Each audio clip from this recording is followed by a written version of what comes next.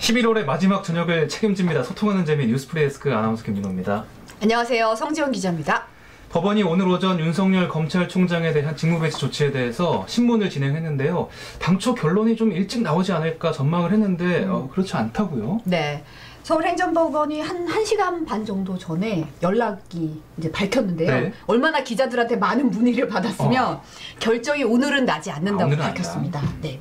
그러니까 이르면 내일? 그렇게 예상해 볼 수 있을 것 같은데요. 네. 뭐 언제 나올지는 사실 알 수가 없죠. 그렇죠. 근데 이번 주 한 주가 아시다시피 이제 윤석열 총장의 운명의 한 주라고 부를 정도로 내일은 이제 법무부 감찰위원회가 열리고 모레는 징계위원회가 열리기 때문에 어떻게 될지 좀 지켜봐야 될 것 같습니다. 알겠습니다. 뭐 결과 나오는 대로 여러분께 저희가 보도해드리도록 하겠고요. 네. 주말 잘 보내셨는지 모르겠습니다. 시청자 여러분. 반갑습니다. 오늘이 정말 11월의 마지막이네요. 그러니까요. 네. 여러분이 강민숙 님도 이제 달력 한 장 남았다고 얘기하셨고, 네. 이사나님도 그 얘기를 하셨네요. 네. 다들 코로나 때문에 참 힘든 한 해를 보내셨어요. 그러니까 2020년이 약간 지워진 느낌까지 될 정도로 삭제하는 그런 느낌이 좀 들긴 해요. 네. 고생들 많으셨습니다. 크리스마스와 제야의 종소리, 그러게 어쩌죠? 그러니까요. 매년 이게 진짜 완전 이벤트였는데 그렇죠. 올해는 기대할 수가 없게 됐죠. 네. 강민숙님이 이제 구독자 99.6만 명입니다. 네, 여러분 곧 100만을 앞두고 있습니다. 저희가 네. 100만 되면 뭐 있습니까 혹시? 이벤트 준비하고 있습니다. 준비하고 있습니까? 네, 준비하고 있습니다. 네. 좀만 기대해 주세요. 좀만 기다려 주세요. 네. 헤르미온느님 안녕하세요. 네. 반갑습니다. 김천아님도 아까부터 계셨는데 반갑고요. 네, 감사합니다. 이쁘다고요. 네. 꼭 그런 것도 읽으세요. 네. 자, 그럼 오늘 프리 초대석부터 한번 가 보겠습니다.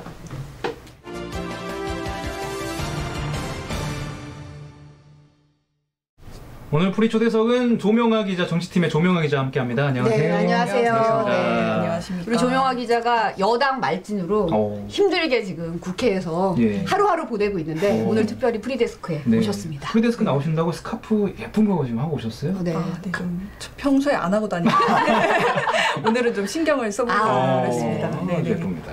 여당 말진이 진짜 힘든 자리거든요, 사실. 그렇군요. 화장도 하고 이렇게 나오니까 너무 어색하더라고요. 맨날 이렇게 힘들어서 쩔어 있는데 이렇게 네. 새로웠습니다. 오늘 국회 상황은 어떤가요? 네, 지금 시끄럽잖아요, 좀. 네. 이제 내일부터 이제 본회의가 본격적으로 또 다시 시작을 하는데요. 그래서 이제 본회의를 앞두고 각종 이제 상임위가 돌아가고 있습니다. 그래서 이 상임위에서 지금 논의하고 있는 거는 법안과 예산안 이 두 가지인데요. 그래서 뭐 일부 법안을 처리하기도 했고 예산안 관련된 논의들이 계속해서 진행을 하고 있습니다. 네.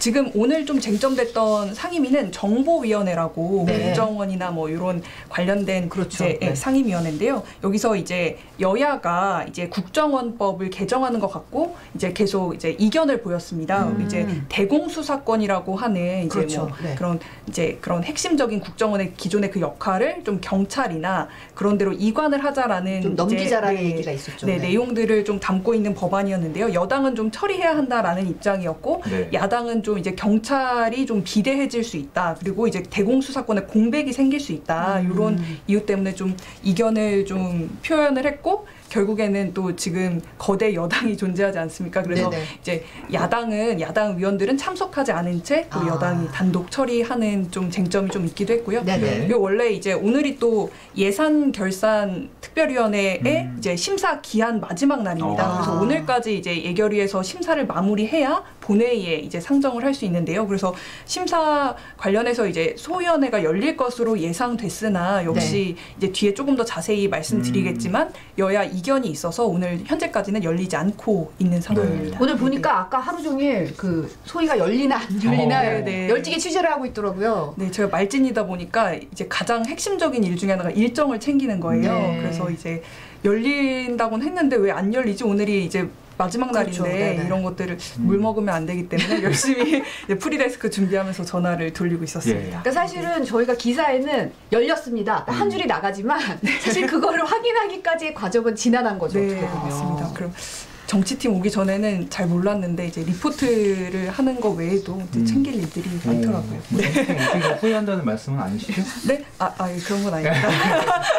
자, 그래서 네. 그 예산위원회가 안 열리는 이유 여야가 지금 부딪히고 있기 때문인데 네네. 쟁점이 뭔지 좀 지적을 해주시죠. 네, 뭐 간단히 좀 언급을 드리자면 이제 여당에서는 이제 예산을 좀 순증하자, 증액하자라는 얘기를 하고 있는데요. 뭐 그 큰 이유는 이제 3차 재난지원금을 좀 이제 추가로 지급해야 된다라는 그 쟁점과 그렇죠. 그다음에 이제 최근에 또 코로나 백신이 급작스럽게 이렇게 개발됐다는 소식 많이 들으셨잖아요. 네네네네. 백신 관련한 예산도 추가로 좀 넣어야 된다. 백신을 확보하려면 예산이 또 있어야 되니까. 예, 그렇죠. 이미 좀 이제 확보한 부분도 사실 있습니다만 네네. 더 많이 이제 좀 확보해야 될 필요가 좀 있어서 네네. 이제 그런 예산들이 추가로 필요하다. 이제 이거를 이제 내년 본 예산에 포함시키자 이렇게 얘기를 하고 있는데 이제 여당 같은 경우는 이제 뭐 예비비와 그리고 또 국채 발행을 통해서 이제 좀 순증하자 이렇게 이야기를 하고 있고 네네. 야당은 또 이제 재정 건정성이나 이런 게 좀 우려되기 때문에 좀 이제 뭐 이제 정부에서 추진한 뉴딜 관련 예산을 깎아서 좀 하자 이렇게 계속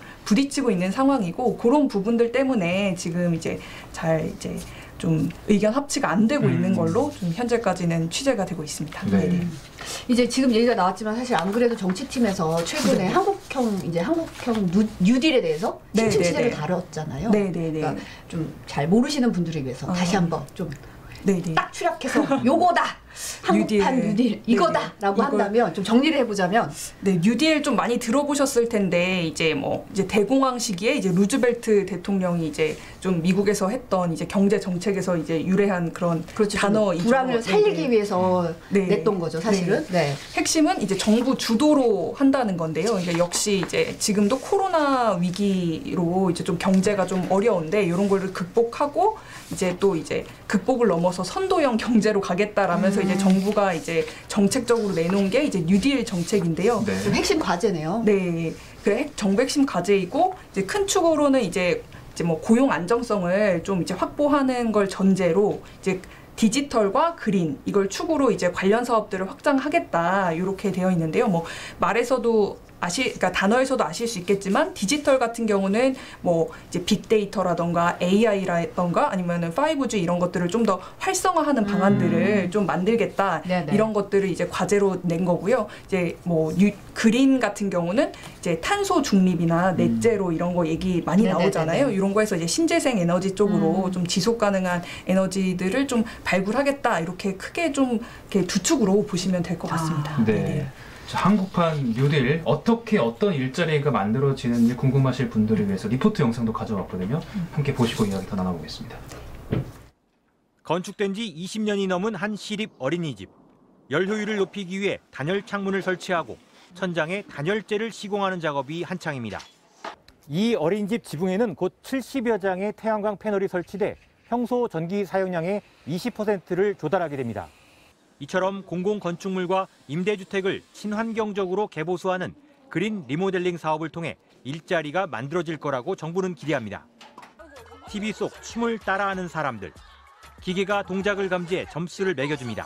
손동작만 비슷하면 내가 점수를 매기더라고. 최근 IT 업계에선 아예 인공지능에게 K-팝 안무를 가르치는 방안도 연구됩니다. 이 같은 인공지능의 학습을 위해 데이터를 수집, 가공하는 일이 디지털 뉴딜 분야의 대표적 일자리입니다. 이른바 데이터 라벨로로 불리는데 단 며칠짜리 초단기 일자리부터 6개월 이상 4대 보험이 제공되는 일자리도 있습니다. 경력 단절 여성이나 50세 이상의 시니어분들이나 일자리가 단기적으로 필요하신 분들이 데이터 라벨러의 수요를 많이 이제 찾고 계시고요. 단순 업무라는 비판도 있지만 자율주행 차량 등 미래 산업 육성을 위해선 꼭 필요한 일이라는 게 업계의 반응입니다. 실제로 하반기에 진행된 정부의 AI 데이터 구축 사업자 공모에는 1,900여 곳이 지원했습니다. 또 청년을 고용하는 IT 기업에 6개월간 월 180만 원씩 지원하는 사업도 추진됩니다. 이 같은 재정 투입이 민간 투자와 맞물리면 최대 연간 36만 개의 일자리가 만들어진다는 계산입니다.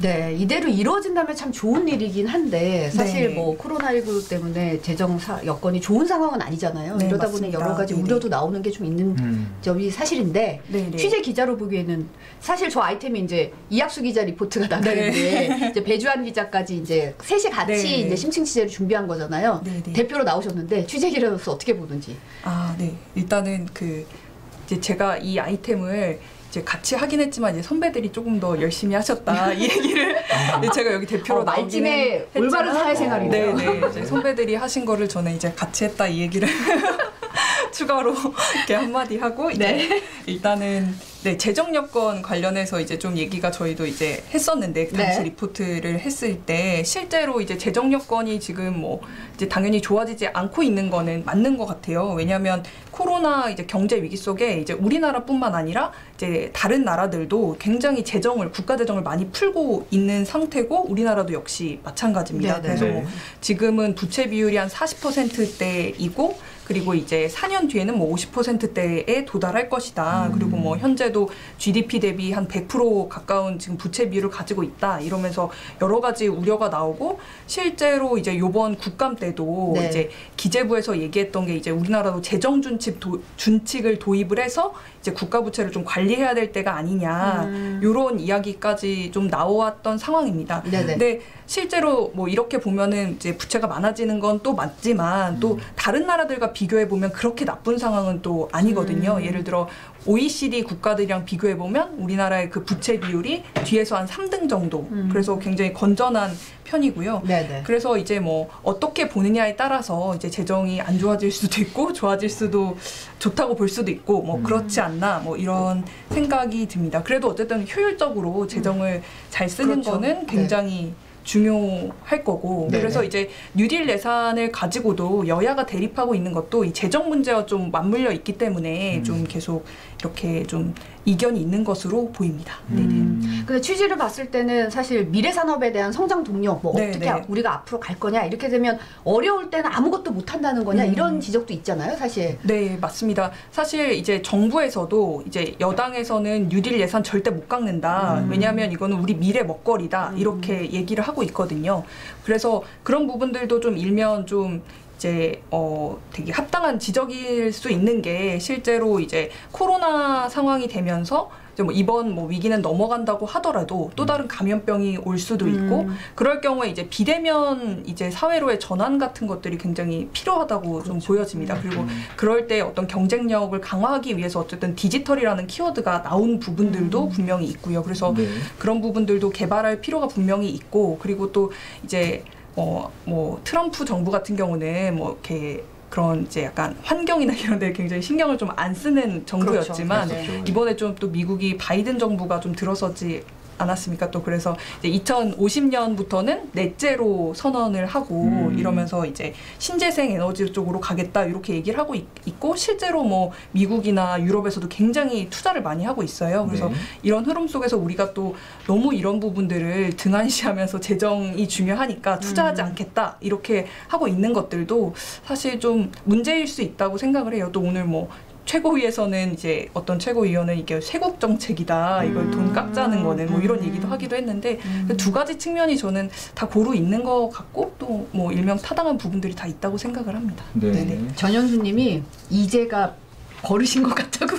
네? 이제를 많이 하신다고? 이제가 습관이네.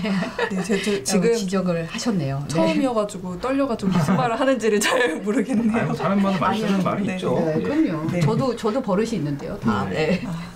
네. 네. 그러면은 이제 내년 예산은 어느 정도로 좀 논의가 되고 있는 상황인 건가요? 네, 아까 전에도 좀 앞서 말씀드렸지만 이제 예산안, 그러니까 그 예결위에 그 오늘 이제 논의할 수 있는 시한이 오늘까지입니다. 네. 그래서 이 부분을 지금 현재 논의하고 있는 것으로 알고 있는데요. 근데 만약에 오늘 이제 처리가 안 된다면 이제 뭐 우리나라 같은 경우는 이제 헌법으로 이제 시한을 넘길 경우에는 본회의로 그대로 넘기게 되어 있거든요. 그래서 이제 만약에 지금 여야가 합의를 좀 지금 논의를 하고 있는 걸로 알고 있는데 만약에 합의가 좀 불발된 경우에는 그냥 정부안 그대로 이제 본회의로 상정될 가능성도 좀 있는 상황이라고 할 수 있겠습니다. 미국 같이 뭐 셧다운이 되거나 이런 건 아닌 거죠? 네네네. 미국이랑은 좀 다르게 헌법에 또 저희는 이게 좀 있기 때문에 네네. 그렇게 되지는 않을 것 같습니다. 네.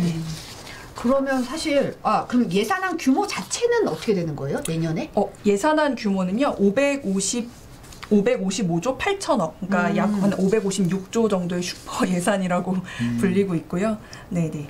그렇게 요게 전체 정부가 제출한 건데 여기서 이제 좀 증액될 수도 있고 아니면 뭐 요대로 갈 수도 있고 뭐 이런. 네. 네. 정원효님이 정명아 기자님 매력 넘치신다고. 아, 네, 감사합니다. 칭찬을. 네. 바드님이 이재명아 기자라고 말씀하셨어요. 네, 네. 이제를 좀 덜 쓰도록 노력하겠습니다. 아니요. 여기 또 이게 없으면 4차 산업 발전도 못하죠. 이렇게 지적하신 분도 계시고요. 네. 네. 이제. 네.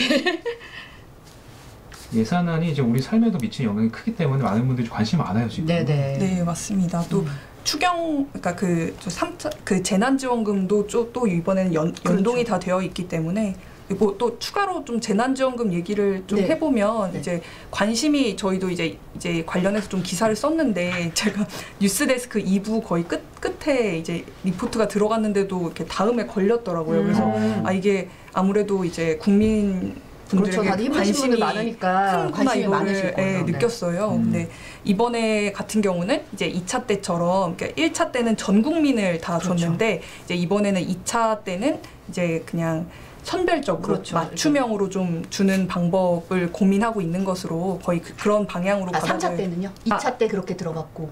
네네. 그쵸. 2차 때 이제 맞춤형으로 줬고 3차 때도 2차 때처럼 이제 소상공인처럼 이렇게 피해가 큰 그런 분들에게 주는 방식으로 좀 더 맞춤형으로 더 다가가서 하는 방식을 지금 고민하고 있다. 하고 있습니다. 그리고 그런 방향으로 거의 결정이 정부 여당에서는 된 걸로 저희가 확인되고 있습니다. 네. 이제 여당 말진 생활한 지 얼마나 된 거죠? 제가 원래 인권사법팀에 있었거든요. 네네, 법조팀에 있다가 갑자기 좀 출입처가 여름 휴가를 갔다 왔더니 휴가를 가면 안 돼, 인사철에. 이렇게 잘 안 보이면 딱 튕기더라고요, 이게. 갑자기 내일 인사가 날 거라면서 부장께서 예상치 못한 인사를 받았고. 원래 보이면 쟤를 보낼까 말까 고민하게 되는데 안 보이면 이러면서 이렇게 인사가 나는 경향이 좀 있어서 자리우면 안 된다는 얘기가 좀 있습니다. 그런 것 같습니다. 네. 그래서 제가 8월 말에 그 얘기를 듣고 이제 9월부터 정치팀에 출입하게 됐거든요. 그래서 이제 3개월 됐습니다. 네네. 이 말진 기자의 애환이 좀 있거든요. 자, 이 자리에서 말할 수 있습니다. 예.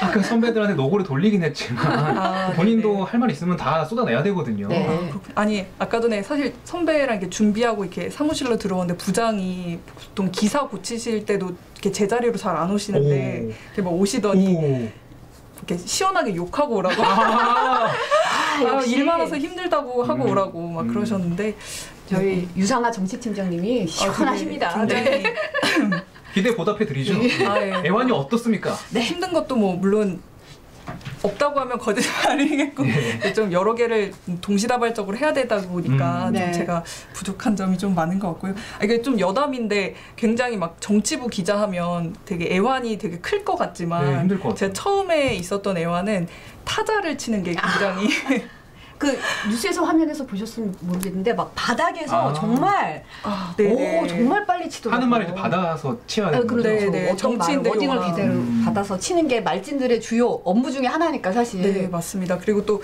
정치인들의 말은 또 아다르고 어다르기 때문에 선배들이 최대한 정확하게 그대로 하기를 원하셔서 이제 근데 제가 또 어렸을 때부터 컴퓨터 막 이렇게 디지털적이랑 되게 안 친했어요. 그래서 잘 못하는데 이제 그런 거를 막 하려다 보니까 처음에는 막 선배들이 너가 좀 자세가 좀 더 덜 적극적인 것 같다. 뭐 이런 얘기도 하시면서. 아니 키보드도 자비로 샀다면서요? 네, 키보드도 지금 한 3번 바꿨습니다. 진짜요? 잘해보려고. 상담도 받았다고. 그래서 너무 안 늘어서 이제 통신사 언니들한테 좀 어떻게 하면 통신사는 워낙 많이 받아주니까 노하우를 정확히 할 수 있냐 이렇게 얘기했더니 언니들이 이제 생각을 하지 말고 그러니까 이렇게 그냥 들리는 대로 그냥 써라 이렇게 얘기를 하더라고요. 좀 슬프다 근데 이거는. 근데 실제로 그런 좀 노하우들을 좀 배우다 보니까 처음보단 좀 많이 나아졌지만 뭐 아직은 뭐 좀 갈 길이 먼 것 같아요. 보니까 줄임말 이런 것도 좀 쓰긴 하더라고요. 뭐 다 받아 적긴 힘드니까 일정 딱 그런 게. 정확하게 지금 누군가 음악 쓰시는 분이 선수 연장 탓을 하지 않는 법이라고. 심은정님이 한컴 타자 게임 하시라고. 저도 지금 그 생각하고 있었거든요. 실제로 하늘에서 내려오는 거 있잖아요. 그거 좀 해볼게요. 다음에 여기서 대결 한번 하는 것도 제가 한 뭐 500타 정도 이렇게 넘게 해서 보겠습니다. 자 이제 마지막 질문이 될 것 같습니다. 앞으로 어떤 기자, 어떤 취재하실 건지 포부를 좀 밝혀주십시오. 이런 질문을 이렇게 딱 받아봤는데 너무 약간 저 오글거리는 걸 잘 못 참거든요. 지금 저희의 질문을 오글거린다고 폄하하시는 겁니까? 그래서 내가 막 이런 마음이었는데 아니 그런 건 아니고요. 그냥 들은 생각은 이제 제가 이제 정치 출입 이제 3개월밖에 국회 출입 3개월밖에 안 됐지만 555조라는 뭐 예산을 이곳에서 이제 300명 의원들이 이렇게 처리를 하고 그리고 이제 우리나라 곳곳에 있는 이슈들이 다 이쪽으로 뭐 사회적인 뭐 조두순 관련해서 뭐 출소를 한다고 하면 그 관련 법이 또 이렇게 이쪽으로 그렇죠. 입법 기관에 모든 걸 빨아들이는 약간 블랙홀 네. 같은 곳이잖아요. 어떻게 보면. 그래서 이제 실제로 여기가 굉장히 중요한 곳이다라는 생각은 제가 아직은 부족하지만 많이 들더라고요. 네. 그래서 여기에서 근데 또 어떻게 보면은 국회라고 하는 공간이 또 국민들이랑은 약간 또 가까운 듯하지만 또 약간 멀게 느껴지고 멀게 느껴지기도 사실은. 네, 하니까요. 그 좀 가교 역할을 좀 성실하게 해야겠다라는 그런 생각도 들고 또 너무 모범적인 답안이 나왔어요. 제가 좀 가식적으로 대답했나요? 분명히 네. 부장이 욕하고 오라고 했는데 그러니까 욕하고 와야 되는데 뭔가 좀 찝찝하게 마음을 보입니다만 어쨌든 조명현 기자 보니까 앞으로 정치팀에서 활약이 대단할 것 같은 생각이 듭니다. 열심히 하겠습니다. 네, 오늘 나와주셔서 감사합니다. 네. 조명아 기자였습니다. 고맙습니다.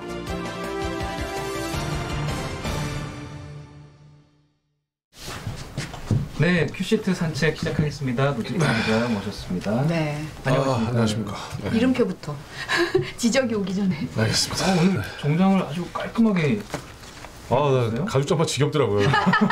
덥잖아요. 여기 안 입으려고. 안에서 입으면. 네. 그 민진홍님이 프리데스크 뉴스데스크 앞 광고 시간까지 다 써서 편성 시간 늘려달라고 이런 요구를 하셨어요. 안 됩니다. 안 된답니다. 저희는 참고로 말씀드리면 음지에서 양지를 지향하기 때문에 그렇게 이렇게 시간 뺏고 그런 거 절대 저희는 용서 못해요. 딱 할 것만 하고 빠지는. 할 것만 하고 딱 빠지는 거예요. 싹 빠지는. 네.